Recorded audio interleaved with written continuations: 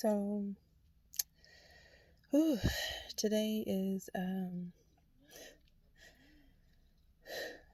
January 8th, and it was a great day. It was a really, really good day. It was a good day and a good week, and I went to work and working in the office, and any office is somewhat good, except that I get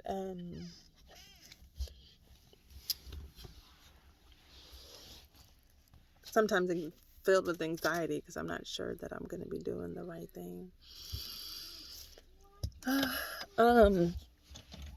But I did talk to one of my disciplers, and I have two, and I've been talking to both of them for over a year, and every time I start to focus on what has happened, my heart begins to race, and I have to take deep breaths in order to get it out. Just inhale and exhale. But I wanted to meet that appointment, and I spoke with the lady who's one of them who's discipling me, and I began to share how I'm angry. I'm angry how I asked to speak with him maybe about Tuesday, and I said, can we talk about what happened just a month ago when you felt like when you shared that I did not welcome you when you came into the house, and you began yelling at me for hours to the point to where police were called on twice that night. He was just like, I said sorry, and I said sorry, and if you're not able to accept that or move forward, then I'm not gonna talk about something that I already apologized for. And he went downstairs, and I said okay, and I just sat there and I began to ruin anger, and I'm like, it's okay if I don't acknowledge you when you come home. You can begin to start yelling and calling me names and start mocking how I read the Bible, mocking that I read with the kids. Take them in the car and drive away, and then come back and continue to yell at me. And then afterward, when everything comes down, I'm like, can we discuss the parameters in which we operate as a husband and wife? And you say, no, I don't feel like I'm in any kind of I'm not in the relationship I want to be in. And because of finances, I'm having to complain about it as opposed to just kind of move on. And as a Christian, what would be Christ-like would be to still exemplify my duties as a wife, as a daughter in Christ. But I find myself, even when he'll call and I'll be at home, oh, Jesus, I'll find myself saying, well, if you can keep the kids away from me for 2 weeks, to where I come to the door and I'm like, have you calmed down? Let me come back in the house without you yelling and screaming at me. Those things will come to mind, and I'll just say, God, forgive me, because I'm thinking negatively right now, and I want to get to a point to where I can talk about what happened a month ago, what has been happening since before our marriage, before we got married, and be able to be healed and not cry about it, not have my voice shaking. How do I get there? But Wednesday, I remember him buying ginger ale, and he was just like, yeah, I bought it for you. And I was like, oh, that's thoughtful. Thursday came around, and I remember him me being at the trash, and I was peeling something, and he was like, "Do you need any help?" And I was like, "That's so thoughtful." And as I spoke with one of the disciplers today, she was sharing how I how I told her that it's been a great week, and how he has complimented me, and he even walks me to my car in the mornings so I can get into the car because it's really dark, and then I'll drive to work. And but I shared with her that I'm angry that he denied me that opportunity to talk with him. And just I'm not looking for sorry I'm not, I don't think I'm looking for reasoning or rationale, or am I don't think I'm looking for him to bash his head against the wall.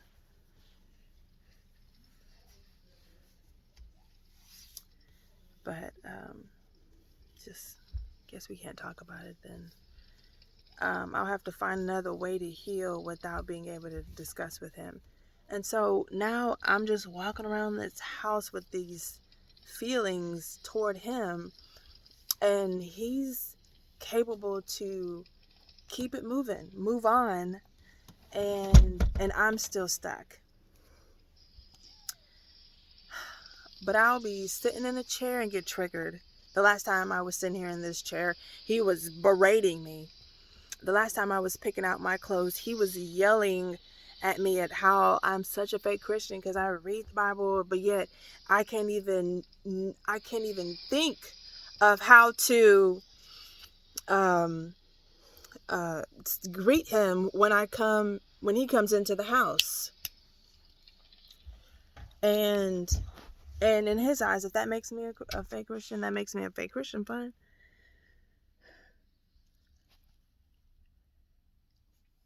And I'm angry because we physically fought. We physically fought in the month of June when he gave me the wedding ring, and I was just like, "Oh, I don't love you," and he was just like, "Well, the love will grow." And I remember giving the ring back because it was so shiny, it was so beautiful. And then I went back and drove it to his house, and I was just like, "This is not gonna work." And I really felt like I could discuss with him this. I'm just no. This is a no. I don't. Not only do I not want to get married to you, I wasn't even thinking about you last week, and so somehow we began arguing, and he wouldn't let me out of that out of his apartment. And so hours later, when he did let me out, um, I remember us getting into a physical altercation, and him taking that Zales box and throwing it into the lower part of into the open window, the back seat window. And I remember just being like, "Oh, I'm tired." And then driving home. And the same parents I went to and shared with them that I don't like this guy, my mom was sharing that. She responded with, "Oh, what are your goals if it's not to get married?" And she asked what my desire for myself is. She was like, "Do you have goals to move forward?" It's kind of like I'm having to feed you your own future. And I was just like, "You know what? I'm not thinking about that. I wasn't." And I just got reminded that, marriage is the next step because I'd already finished my bachelor's, my master's degree. So, yeah. So just not having a thought in my, actually, I did have a thought in my own mind. It's just that the people pleasing was so high that coming from something coming from someone's mouth that you value way too high would have eaten away at any desire that I had for my own. Like the same person I was then, as far as expressing what I want and what I don't want, is the same person I am now. It's just that I have to fight more to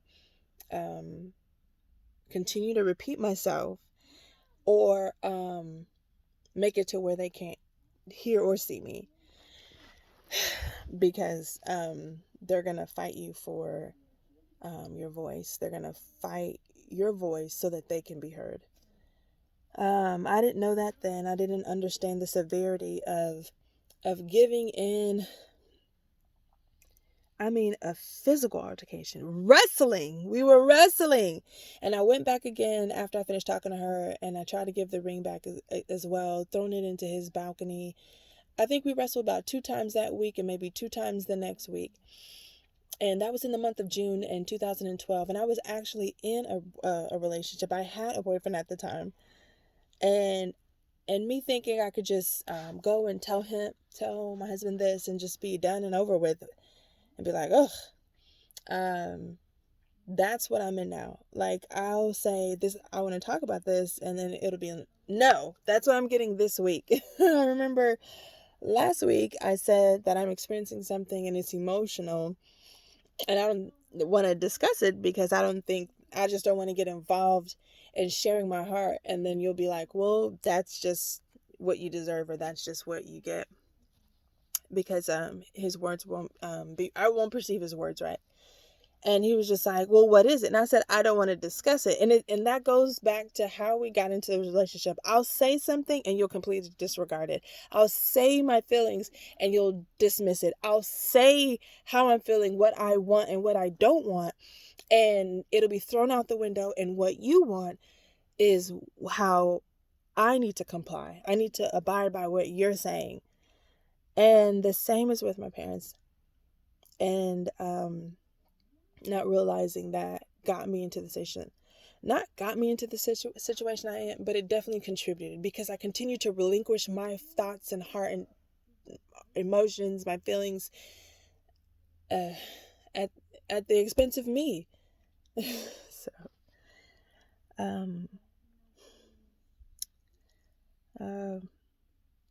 so what to do now is just to stay on guard. I can't talk to my parents about my marriage, or I choose not to, because I'm not ready to continue to take the blame and then take their suggestion on how I could change more and more, change more and more.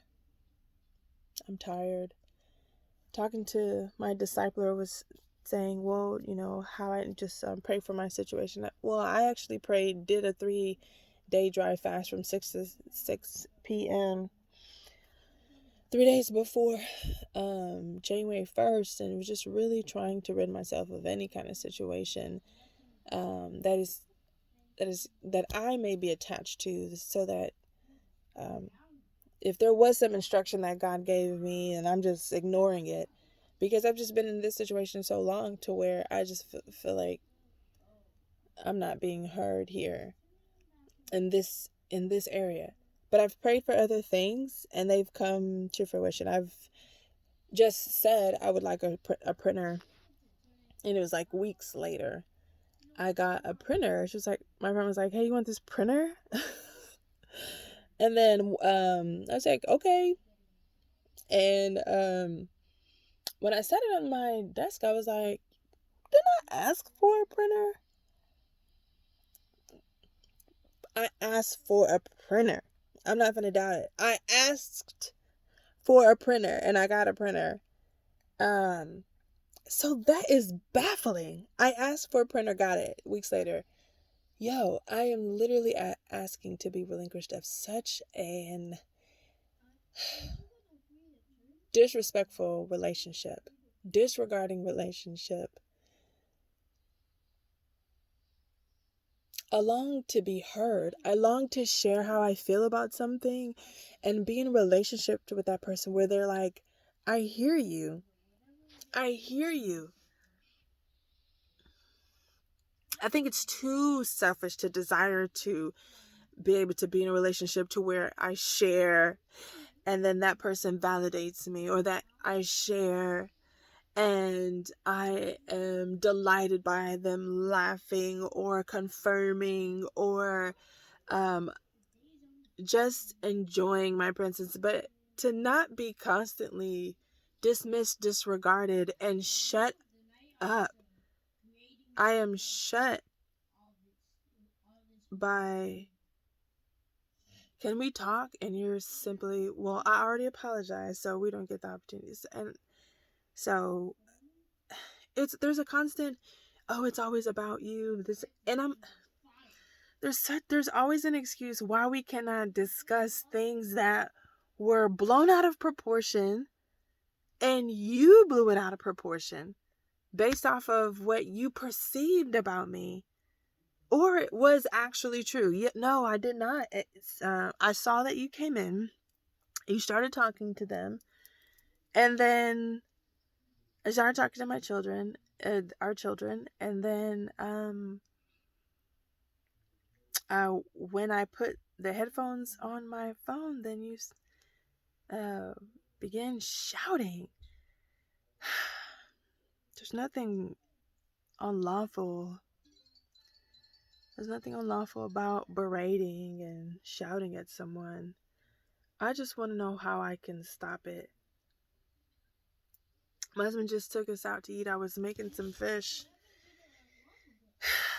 It was fried fish in a frozen box. I put it in the oven, and my husband came home and was like, oh, how about we order something? And I was like, okay, I'll look up Benihana or something. And then he was like, oh, how about we just go out to eat? And I was like, okay. And he actually drove us. We went to Cheesecake Factory. And I just wondered how okay you are, how okay someone has to be with deceitfulness or just being disingenuine, inauthentic.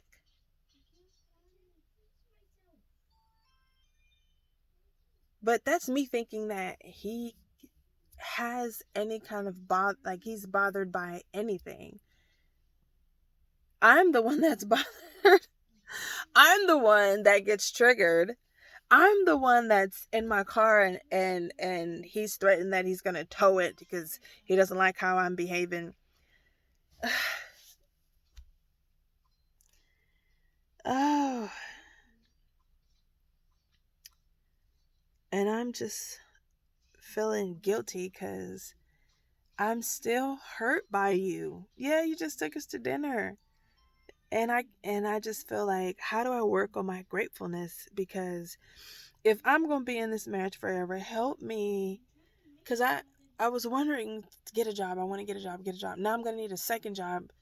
But realistically, even if I get my second job, I'll never be able to go anywhere with my kids. So I just need to know how to adjust in a relationship where I'm muted, but still, taken out to eat. That I'm just having to justify so much. Well, or maybe I'm just ungrateful. I cannot rest in the things that I've experienced. And the person I get to talk to is the camera on my phone and the discipler, because she was just sharing how I need to just pray. And I'm just like, what? I want to call the police and say, these are past crimes. And now I'm bold enough to, not bold enough, I'm just not going to continue to involve my family members who are in themselves committing the same offense. It looks different because they committed it with me, but because he's a spouse and he's not blood related, it is so much more evident. I contributed the same amount of people pleasing. Let me consider you. I tell you something, you disregard what I say. I now in turn do whatever you suggest in this time, with this situation. But if it's okay because parents can spank you, that was justifiable. This one is just outright. This one was blatant. I was able to see it.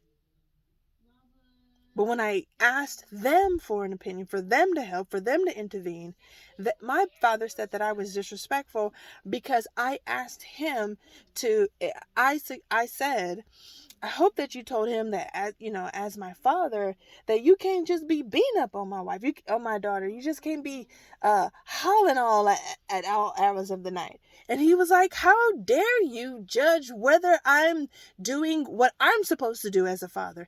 And of course he felt disrespected because he's not willing to emotionally be there. He's not willing to get involved. He's not willing to tell someone else that not to do what he already is doing. How dare you make me check whether I'm doing it right?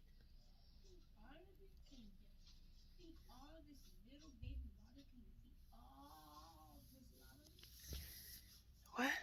I don't know. My children came to me and said, I hope you told them don't be beating on me. Yeah.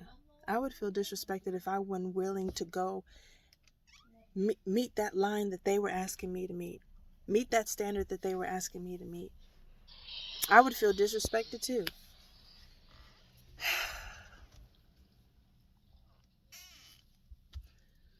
Oh man. Then in that same meeting, my dad asked, "Hey, I heard you have a job interview." I said, "Yeah, I have a job interview," and um, he was just like, "Well, that sounds like the same business I do here. So while I'm at work, you can be running this business and be doing the same thing I'm doing over here." And I thought to myself, I just came over here and asked if you could intervene, and I'm authorizing you step in this marriage. Tell him this is ridiculous. Calm down. Why all the yelling and shouting? Why the constant arguing? Why would you ever think to lock her out of the house and keep her away from the kids week after week? But since that's not a big deal to you, why would I want to come work with you, Daddy? So I can be dismissed and disregarded at home and at work? What? And then I asked myself, why don't I still go to him and tell him? I ended up just ignoring my dad, his calls. And then he said my little brother. And then I was like, you know what? I need to call him because I am refusing to see this as an opportunity to become spiritually mature and go in boldness in the awareness of my authority in Christ and the knowledge that I have of God's word to exemplify it in this situation. And I said, no, I already know that he is equipped to dismiss my decisions that are made to preserve my peace. So I felt like it was selfish for me to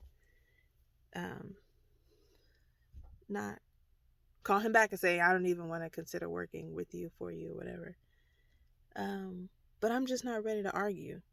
He is prepared to mock anything I say that is emotionally based. And I don't want to work with him, and I don't even want to call him back because I heard him say that he doesn't understand what I'm saying when I'm talking about my emotions and things like that. I'm hurt. He didn't get it. I'm scared. He didn't get it. I'm tired of this. He didn't get it. It wasn't deep. It wasn't complex, but he didn't get it. Okay, then that would be foolish of me. So at first I was like, let me just block my parents altogether on my phone, but I can talk to them about other things, but not anything similar to the subject of my marriage. Well, that's all hurt. So how do I get to healing? Healing. How would I heal? I just got my check. I need to figure out what to do right because I've done a lot of things wrong. And I am sad. Very, very, very sad. And I feel hopeless. But I believe that there's a plan. I've been listening to a lot of videos that talk about how to make money work for you, and how to get a team together, and use your money to where you have somebody executing the work, executing your ideas and things like that. And so I've been listening to them, but application is the key. So I feel like that would really be the way out of a situation. I've gone down to get paperwork to get out of this marriage, but it wouldn't actually change my situation. My living situation would change my entire situation, and that brings so much joy to me.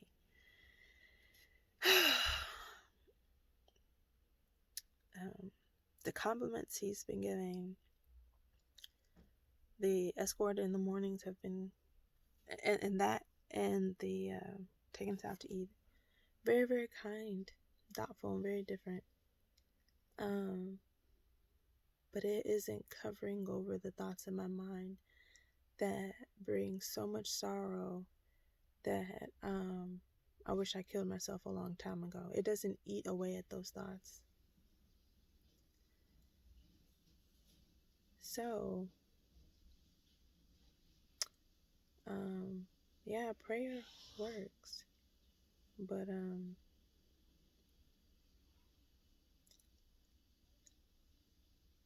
so does changed behavior.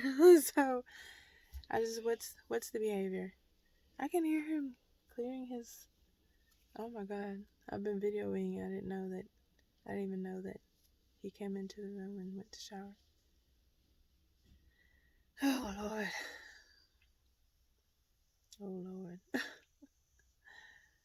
Oh.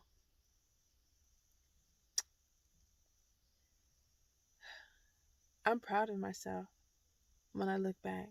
I fought. Sorrowfully so, I fought. I fought you. I fought you.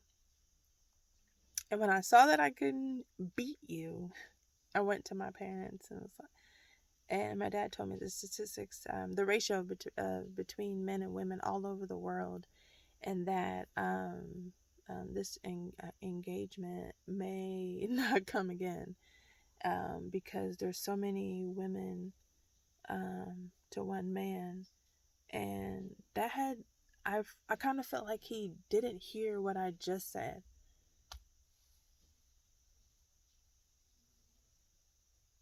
But I also know that it was very important to me to do what they said. It was very important to do as they said so that they could be happy with me.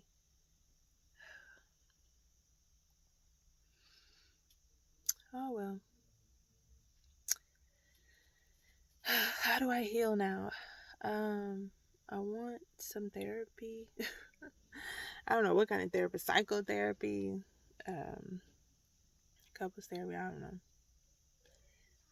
I wouldn't do couples therapy because even if he said I'm sorry, I would still feel hurt. So I guess I'll just ask God for forgiveness. Does that help? How do I talk about the punching? How do I talk about you not letting me in the house? You yelling at me, following me through the house as I go up and down. As I do my daughter's hair, you start asking me, what am I doing here? How do I? And then all of a sudden, you're taking me out. You're inconsistent. He calls me stable. He calls me unstable. He's unstable.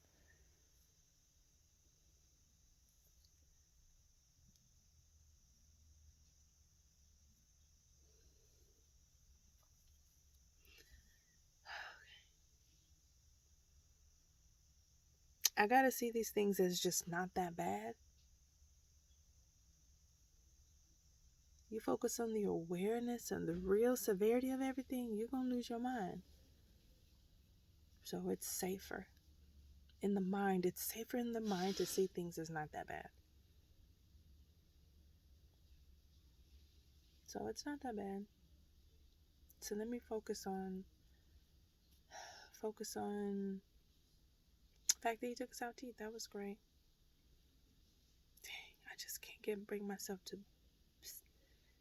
be near him, though, without wanting to just come sit in my closet, which is where I'm at, just sitting in the floor of my closet.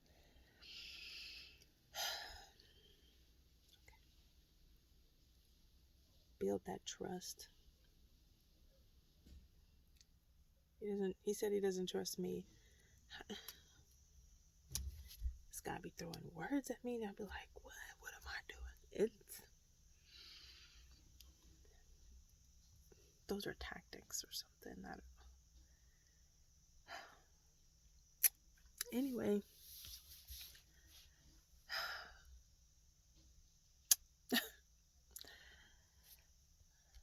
Anyway, how to heal. Heal from now.